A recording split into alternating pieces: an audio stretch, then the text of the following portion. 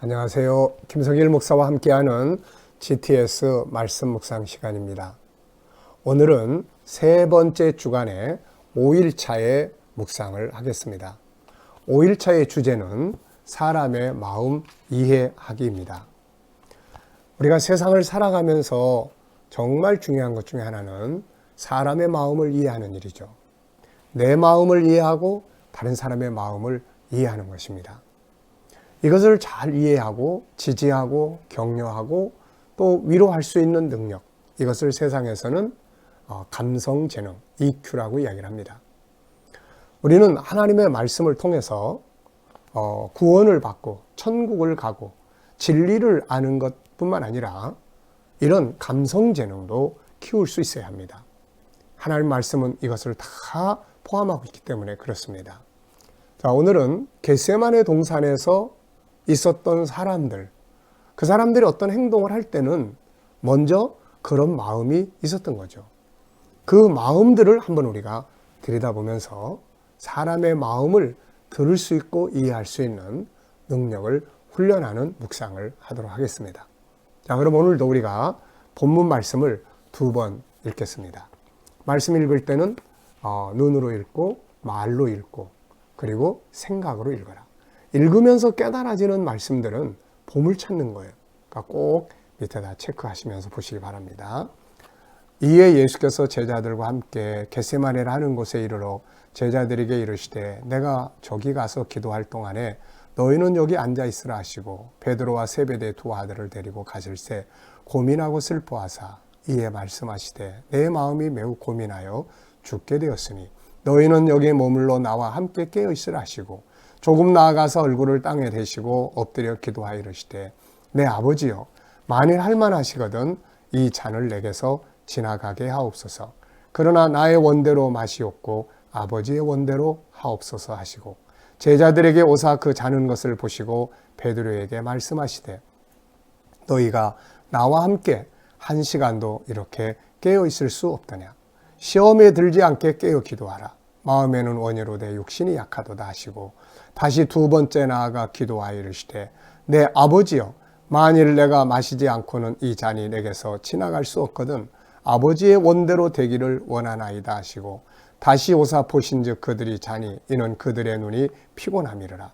또 그들을 두시고 나아가 3번째 같은 말씀으로 기도하신 후 이에 제자들에게 오사 이르시되 이제는 자고 쉬라.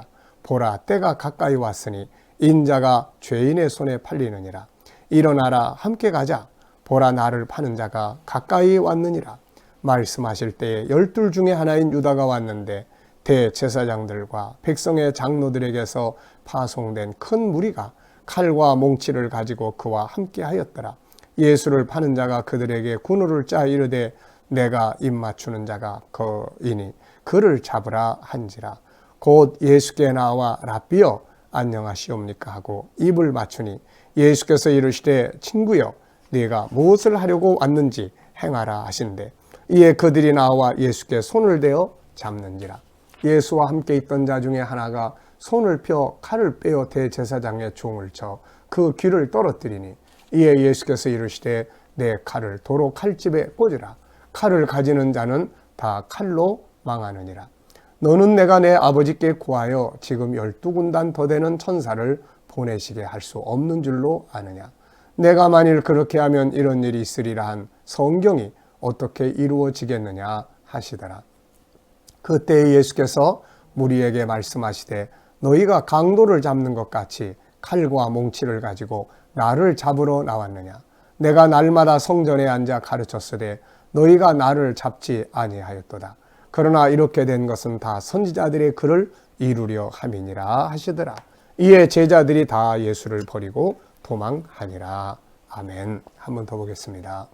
이에 예수께서 제자들과 함께 겟세마네라 하는 곳에 이르러 제자들에게 이르시되 내가 저기 가서 기도할 동안에 너희는 여기 앉아 있으라 하시고 베드로와 세베대의 두 아들을 데리고 가실새 고민하고 슬퍼하사 이에 말씀하시되 내 마음이 매우 고민하여 죽게 되었으니 너희는 여기 머물러 나와 함께 깨어 있으라 하시고 조금 나아가서 얼굴을 땅에 대시고 엎드려 기도하여 이르시되 내 아버지여 만일 할만하시거든 이 잔을 내게서 지나가게 하옵소서. 그러나 나의 원대로 마시옵고 아버지의 원대로 하옵소서 하시고 제자들에게 오사 그 자는 것을 보시고 베드로에게 말씀하시되 너희가 나와 함께 한 시간도 이렇게 깨어 있을 수 없더냐. 시험에 들지 않게 깨어 기도하라. 마음에는 원이로되 육신이 약하도다 하시고 다시 두 번째 나아가 기도하여 이르시되 내 아버지여 만일 내가 마시지 않고는 이 잔이 내게서 지나갈 수 없거든 아버지의 원대로 되기를 원하나이다 하시고 다시 오사 보신즉 그들이 자니 이는 그들의 눈이 피곤함이로라. 또 그들을 두시고 나아가 세 번째 같은 말씀으로 기도하신 후 이에 제자들에게 오사 이르시되 이제는 자고 쉬라. 보라 때가 가까이 왔으니 인자가 죄인의 손에 팔리느니라. 일어나라 함께 가자.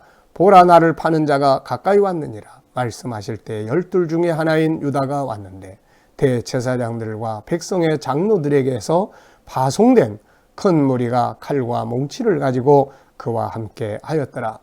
예수를 파는 자가 그들에게 군호를 짜 이르되 내가 입 맞추는 자가 그이니 그를 잡으라 한지라.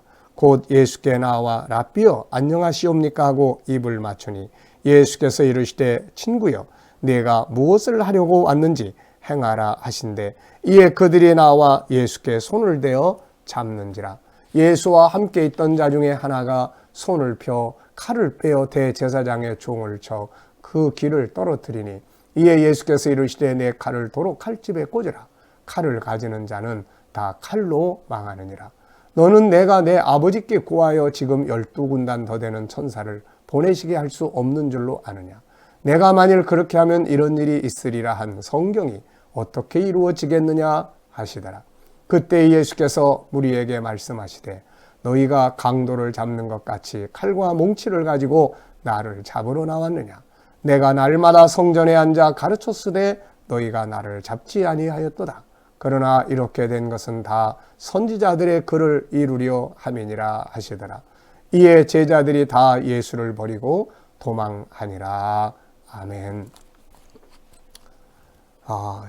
이 말씀 하나하나를 읽고 생각하다 보면 참 깨달아지는 보물들이 많습니다. 말씀 속에 숨겨져 있는 보물이 너무 많은 거죠. 이것이 우리의 영혼을 치료하고 건강하게 하고 능력 있게 하는 것 같습니다. 자, 그러면은 5일차 묵상 질문을 보겠습니다. 먼저 이 본문의 구조에 대해서 구조가 어떻게 되어 있다고 그랬습니까? 물론 여러분들이 이해하기 쉬운 구조로 정하시면 되는데 저는 구조를 133446 이렇게 정했어요. 133446 네, 21절. 그래서 1은 제자들하고 겟세마네 동산에 가신 이야기, 2는 그 중에서 베드로와 또 세베대의 두 아들 데리고 가셔서 그들에게 이제 같이 여기 함께 있으라. 그리고 예수님 가서 기도하신 이야기. 그 다음에 이제 또 3은 와서 보시니까 다 잠자고 있으니까 왜 자니? 나 한 시간도 깨어 있을 수 없니? 그리고 시험에 들지 않게 깨어 있어 기도하라. 그리고 이제 다시 또 기도하러 가시는 이제 내용이죠. 그리고 이제 그 다음에 이제 4가 있습니다. 다시 와서 보시니까 제자들이 또 자고 있는 거예요. 그래서 예수님께서 그들의 눈이 피곤한 걸 아시고 내비두시고 가셔서 세 번째 기도하시죠.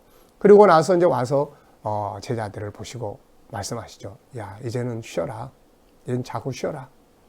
이제 내가 팔려갈 시간이 다 됐다. 네. 그러면서 이제 야, 일어나라. 이제 함께 가야 된다. 나를 파는 자가 왔다. 이렇게 해서 이제 거기서 1334가 이제 지나가요. 그 다음에 이제 가룟 유다가 와서 4를 또 하죠. 그래서 와서 이제 12 중에 하나인 유다가 와가지고 예수님에게 팔아먹으려고 와서 이제 데리고 온 사람들하고 군호를 짜고 그 다음에 예수님께 입 맞추고 그리고 사람들이 예수를 잡는 이런 내용. 그 다음에 이제 마지막 6은 133446.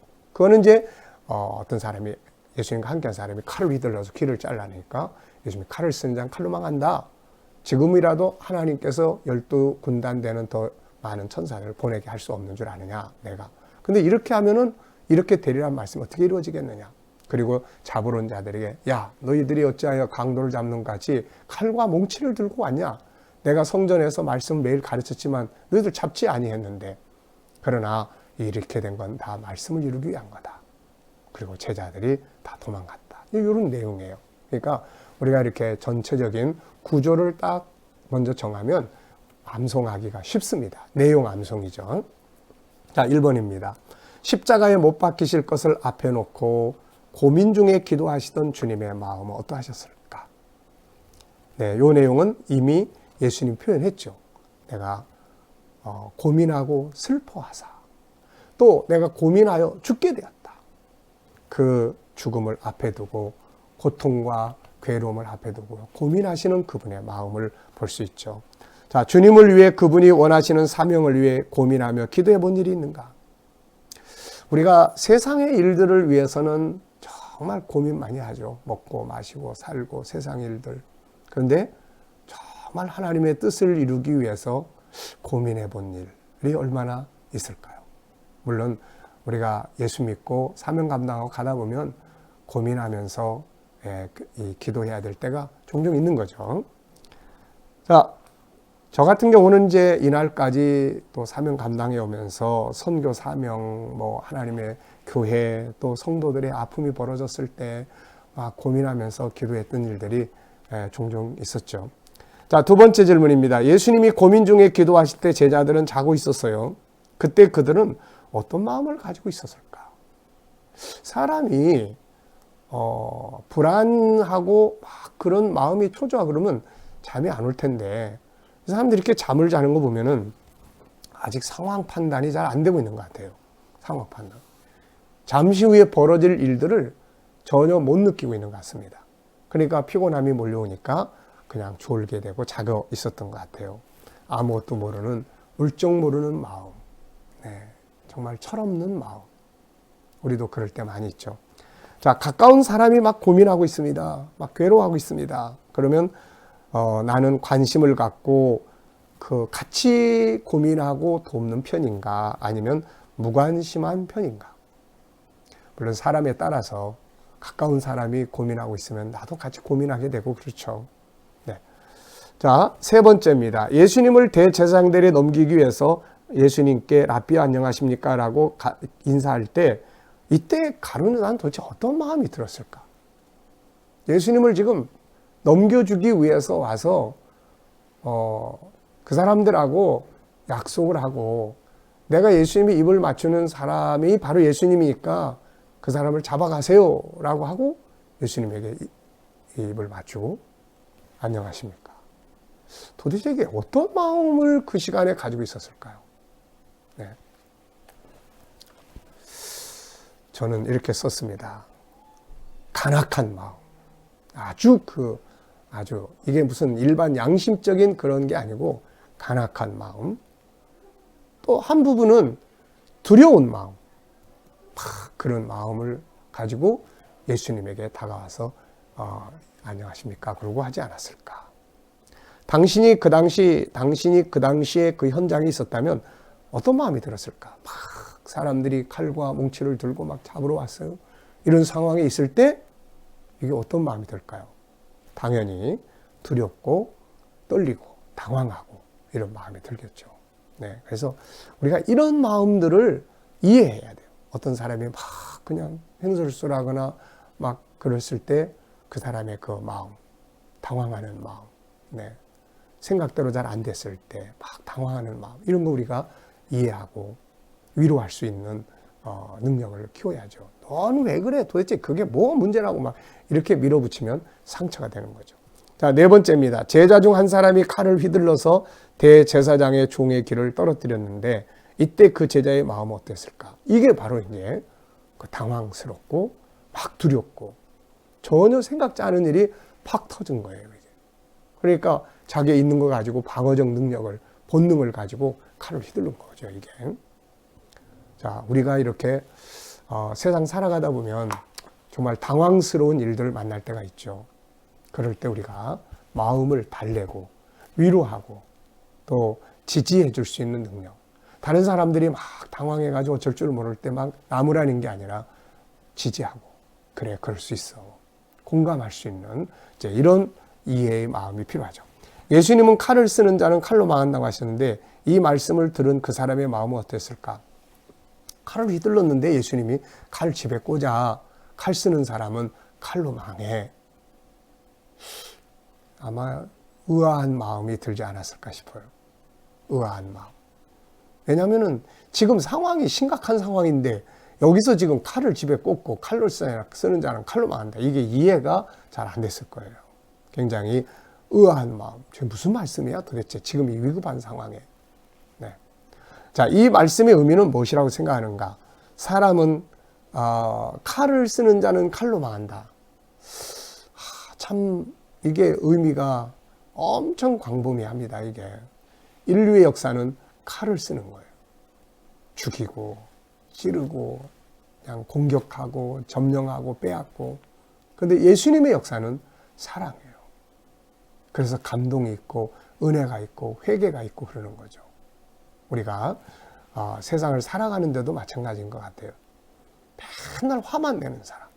이게 계속 화만 내. 막 성질만 내. 이런 사람은 결국은 화를 심으면 결국 화병 걸리게 되고 사람들이 다 떨어져 나가요. 그리고 다른 사람들이 나를 볼 때도 막 짜증이 나죠. 사랑을 심고 화평을 심으면 화평의 열매, 존경의 열매들이 나오는 거예요. 무엇으로 심느냐가 중요합니다. 칼을 심으면 칼이 나는 거죠. 이거를 끌림의 법칙이다 이렇게도 이야기를 합니다. 인간 속에는 하나님의 성품들이 들어있기 때문에 우리가 온유와 겸손으로 이렇게 존중히 여기면 그 사람 속에 있는 그런 것들이 온유와 겸손 좋은 성품들이 끌려 나오죠. 근데 내가 계속 칼로 하는 것처럼 성질내고 야단치고 맨날 그러면 그 속에 있는 안 좋은 것들이 뭐 어쩌고 저쩌고 같이 막 나오는 거예요. 이게 참 깊은 의미입니다.